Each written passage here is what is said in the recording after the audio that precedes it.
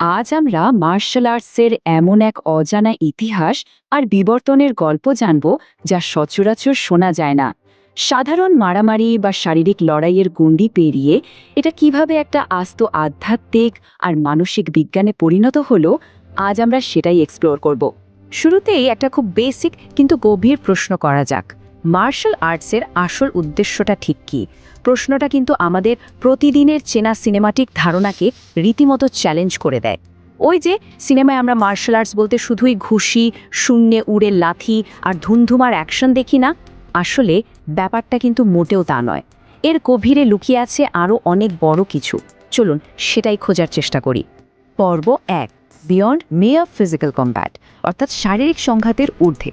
চলুন দেখি প্রাচীনকালে এগুলো নিছক যুদ্ধকৌশল না হয়ে কিভাবে একটা স্বয়ংসম্পূর্ণ বা হোলিস্টিক বিজ্ঞান হিসেবে শুরু হয়েছিল।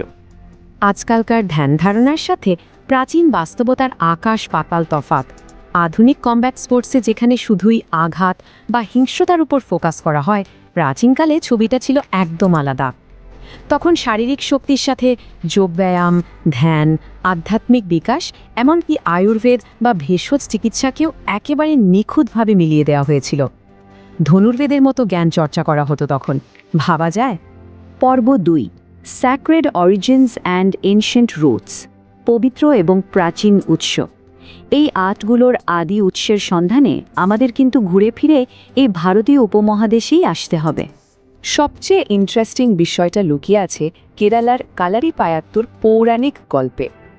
এই কালারিপায়াত্তুকে বলা হয় সব মার্শাল আর্টসের জননী। কিংবদন্তি আছে যে ভগবান পরশুরাম সমুদ্র থেকে কেরালা উদ্ধার করার পর ওই ভূখণ্ডকে রক্ষা করার জন্য নিজেই এর সূচনা করেছিলেন। এমনকি তিনিই নাকি প্রথম ১০৮টি কালারি বা ট্রেনিং সেন্টার তৈরি করেছিলেন। ভারতের নানা প্রান্তে এর কিন্তু আলাদা আলাদা রূপ তৈরি হয়েছে। পাঞ্জাবের গাতকার কথাই ধরুন, যেখানে শরীর ও আত্মার অদ্ভুত একটা মিলন ঘটে। আবার কেরালার কালারিপায়াত্তু, যা শরীর নিরাময়ের পাশাপাশি একদম স্পর্শকাতর বা ভাইটাল পয়েন্টে আঘাত করতে শেখায়। ওদিকে তামিলনাড়ুর সিলাম্বামে বাঁশের লাঠির সাহায্যে অসম্ভব ক্ষিপ্রতা দেখানো হয়। আর মহারাষ্ট্রের মল্লখাম্ব তো জিমন্যাস্টিক্স আর পোল রেসলিংয়ের একটা অসাধারণ মিক্সচার।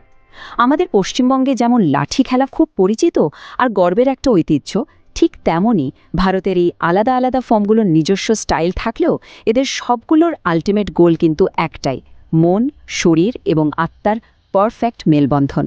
পর্ব ৩, the spread of martial wisdom, অর্থাৎ মার্শাল জ্ঞানের বিস্তার। এই বিবর্তনের সবচেয়ে অবাক করার দিকটা হলো, এই প্রাচীন জ্ঞান কিন্তু কখনোই শুধু একটা নির্দিষ্ট জায়গায় আটকে থাকেনি। ইতিহাস ঘাটলে বৌদ্ধ ধর্মের এক অবিশ্বাস্য যাত্রার কথা সামনে আসে। ৫ম শতাব্দীর শেষের দিকে দক্ষিণ ভারতের পল্লব রাজবংশের এক রাজপুত্র হিসেবে জন্ম নেন তিনি, আর গভীরভাবে কালারিপায়াত্তু শিখতে শুরু করেন। এরপর ৬ষ্ঠ শতাব্দীর মাঝামাঝি সময়ে তিনি সোজা পাড়ি দেন চীনে, সাথে নিয়ে যান বৌদ্ধ ধর্মের সুগভীর আধ্যাত্মিক শিক্ষা। ৬৪৫ খ্রিস্টাব্দের দিকে তিনি দ্য মো বা বোধি ধর্ম হিসেবে পরিচিতি পান। হ্যাঁ, ইনি হলেন সেই বিশ্ববিখ্যাত শাওলিন কুংফু আর লৌহ সন্ন্যাসীদের ফাউন্ডার। তাহলে আসল ব্যাপারটা কি দাঁড়াচ্ছে? একজন সত্যিকারের মার্শাল আর্ট মাস্টার কিন্তু আধ্যাত্মিক শান্তি আর শারীরিক প্রস্তুতির ভেতরের যে চিরস্থায়ী দ্বন্দ্ব, সেটাকে পুরোপুরি মিটিয়ে ফেলেন। বৌদ্ধ ধর্মের সবচেয়ে বড় অবদান হলো এই যোদ্ধা সন্ন্যাসী বা ওয়ারিয়ার মঙ্ক কনসেপ্টটা। এমন একজন মানুষ যার ভেতরে অসীম মমতা আর অপরিমেয় শক্তির একটা পারফেক্ট ব্যালেন্স রয়েছে। কারাতের জন্মদৃত্তান্তটাও কিন্তু বেশ রোমাঞ্চকর। কারাতে আসলে কোনো সিঙ্গল কালচারের ফসল নয়।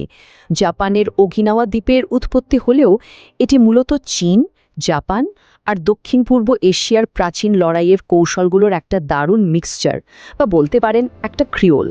এভাবেই কিন্তু এশিয়ার মার্শাল আর্ট ট্রেডিশনের জালটা ধীরে ধীরে চারিদিকে ছড়িয়ে পড়েছিল। পর্ব ৪, colonial suppression and secret survival, অর্থাৎ ঔপনিবেশিক দমনপীড়ন ও গোপনে টিকে থাকা। এবার ইতিহাস একটা মারাত্মক নাটকীয় মোড় নেয়। ঊনবিংশ শতাব্দীতে ঔপনিবেশিক শাসকরা যখন এই প্রাচীন ঐতিহ্যগুলোকে পুরোপুরি মুছে ফেলার চেষ্টা করল, তখন শুরু হলো এক নতুন লড়াই। ইতিহাসের একটা রূঢ় বাস্তবতা হলো, 1804 সালে ব্রিটিশরা কেরালার কালালিপায়াত্তর ওপর ডিরেক্ট ব্যান বা নিষেধাজ্ঞা জারি করে। সমস্ত আখড়া বন্ধ করে দেওয়া হয়, অস্ত্রশস্ত্র সব বাজেয়াপ্ত করা হয়। অ্যাংলো শিখ যুদ্ধের পর পাঞ্জাবের গাতকার ওপরেও নেমে আসে একই খাড়া। কিন্তু মজার ব্যাপার হলো, এই দমনপীড়ন কিন্তু এই আর্টগুলোকে চিরতরে শেষ করতে পারেনি। উল্টে এগুলো আক্ষরিক অর্থে সাংস্কৃতিক প্রতিরোধের একটা বড় হাতিয়ার হয়ে ওঠে, ঠিক যেমনটা আমাদের বাংলায় হয়েছিল। ব্রিটিশ বিরোধী আন্দোলনে অনুশীলন সমিতি বা যুগান্তরের মতো গুপ্ত সমিতিগুলোতে লাঠি খেলা বা শরীরচর্চা হয়ে উঠেছিল বিপ্লবীদের প্রতিরোধের আসল ভাষা। শারীরিক শক্তির পাশাপাশি মাতৃভূমিকে স্বাধীন করার অদম্য মানসিক জোর তৈরি করা হতো সেখানে। নিষেধাজ্ঞার মুখে গুরুরা তাদের এই মার্শাল আর্টকে বাঁচিয়ে রাখার একটা মাস্টার প্ল্যান বা অভিনব কৌশল বের করলেন। প্রথমত, একে মন্দিরের আচার অনুষ্ঠান আর উৎসবের আড়ালে লুকিয়ে ফেলা হলো। দ্বিতীয়ত, উত্তর কেরালার ফোক সং বা লোকগীতির মাধ্যমে এর নিয়ম কানুনগুলোকে বাঁচিয়ে রাখা হলো। আর তৃতীয়ত, পরিবারের ভেতরের গোপন আঙিনায় একদম চুপি চুপি চলতে থাকলো এর কড়া ট্রেনিং। পর্ব 5, স্পোর্টিফিকেশন অ্যান্ড মডার্ন রিভাইভাল, আধুনিক খেলাধুলায় রূপান্তর এবং পুনরুত্থান। দীর্ঘকাল অন্ধকারে লুকিয়ে থাকার পর এই শিল্পগুলো কিন্তু হারিয়ে যায়নি, বরং আধুনিক যুগে এগুলো স্পোর্টস বা খেলাধুলা হিসেবে বিশ্বজুড়ে এক নতুন রূপে ফিরে আসে। এক কথায় এক অসামান্য কামব্যাক করে। আজকাল সমুদ্র সৈকতে কালারি অনুশীলনের যে অ্যাথলেটিক রূপটা দেখা যায়, তা থেকে প্রমাণ হয় যে কালারিপায়াত্তু আজ শুধু একটা সাংস্কৃতিক আইকনই নয়, বরং আধুনিক বিশ্বে এটা শারীরিক সক্ষমতা প্রমাণের জন্য অত্যন্ত কঠিন এবং জনপ্রিয় একটা স্পোর্টস হিসাবে মাথা উঁচু করে দাঁড়িয়ে আছে। মল্লখাম্বের বিবর্তনটা দেখলে তো রীতিমতো অবাক হতে হয়। এর 3টে আলাদা রূপ আছে: পোল মল্লখাম্ব, রোপ বা দড়ি মল্লখাম্ব আর হ্যাঙ্গিং মল্লখাম্ব। প্রাচীনকালের কুস্তিগীরদের একটা নিতান্তই সাদামাটা প্র্যাকটিস কিভাবে আজকের দিনের একটা হাইলি স্ট্রাকচার্ড আর প্রতিযোগিতামূলক খেলায় পরিণত হলো, এই 3টে রূপের দিকে তাকালেই সেটা একেবারে জলের মতো পরিষ্কার হয়ে যায়। একদম সেম বিবর্তন আমরা জাপানেও দেখতে পাই। একবার ভাবুন, ঐতিহ্যবাহী সামুরাইদের সেই প্রাণঘাতে আত্মরক্ষার কৌশল জুজুৎসু কিভাবে 1882 সালে সুনির্দিষ্ট নিয়মনীতির মাধ্যমে আধুনিক, শান্তিময় এবং বিশ্বব্যাপী স্বীকৃত অলিম্পিক স্পোর্টস জুডোতে কনভার্ট হয়ে গেল। সত্যি এটা একটা ঐতিহাসিক ম্যাজিক। পর্ব 6, the ultimate mind body benefit, মন ও শরীরের চূড়ান্ত লাভ। এতক্ষণ তো আমরা ইতিহাসের পাতা উল্টোলাম। এবার এই ঐতিহাসিক যাত্রাপথকে যদি আজকের দিনের রিয়ালিটিতে নিয়ে আসি, তাহলে দেখব এই প্রাচীন টেকনিকগুলো আধুনিক যুগে মেন্টাল হেলথ বা মানসিক স্বাস্থ্য ভালো রাখার কতটা পাওয়ারফুল একটা টুল। আধুনিক মেডিকেল প্ল্যাটফর্ম ওয়েবএমডির রিপোর্ট অনুযায়ী মানসিক স্বাস্থ্যের ক্ষেত্রে মার্শাল আর্টসের উপকারিতা জাস্ট আনবিলিভেবল। এটা মানসিক চাপ আর অ্যাংজাইটি কমায়, ইমোশনকে কন্ট্রোলে রাখে, কনফিডেন্স আর মানসিক দৃঢ়তা বাড়ায়, এমনকি অতীতের যে কোনো ট্রমা থেকে বেরিয়ে আসতেও সাংঘাতিক সাহায্য করে। খেয়াল করে দেখুন, সেই প্রাচীনকালের অন্তরের শান্তি খোঁজার লক্ষ্যটাই কিন্তু আজকের দিনের সাইকোলজিক্যাল বেনিফিট হিসেবে সায়েন্টিফিক্যালি প্রমাণিত হচ্ছে।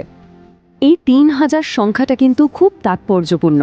গত 3000 বছর ধরে মার্শাল আর্টসের বিবর্তনের দিকে তাকালে আমরা বারবার একটাই শিক্ষা পাই: শুধু পেশি শক্ত করলেই হবে না, নিজের মনকে বশে আনাটাও ঠিক ততটাই, বা বলা ভালো তার চেয়েও বেশি জরুরি। সব শেষে এই গভীর প্রশ্নটা সবার জন্য ছেড়ে দিচ্ছি: প্রাচীনকালের যোদ্ধারা যদি এই কৌশলগুলো ব্যবহার করে আস্ত একটা শারীরিক যুদ্ধক্ষেত্র জয় করে ফেলতে পারেন, তবে আজকের দিনে আমাদের প্রাত্যহিক জীবনের ছোট বড় মানসিক যুদ্ধগুলো জয় করতে আমরা এগুলোকে কিভাবে কাজে লাগাতে পারি? এই চিন্তার খোরাকটা নিয়েই আজকের মতো এই বিশ্লেষণ শেষ করছি। আশা করছি প্রাচীন বিদ্যা আর আধুনিক জীবনের এই কানেকশনটা আমাদের সবাইকে নতুন করে ভাবতে শেখাবে।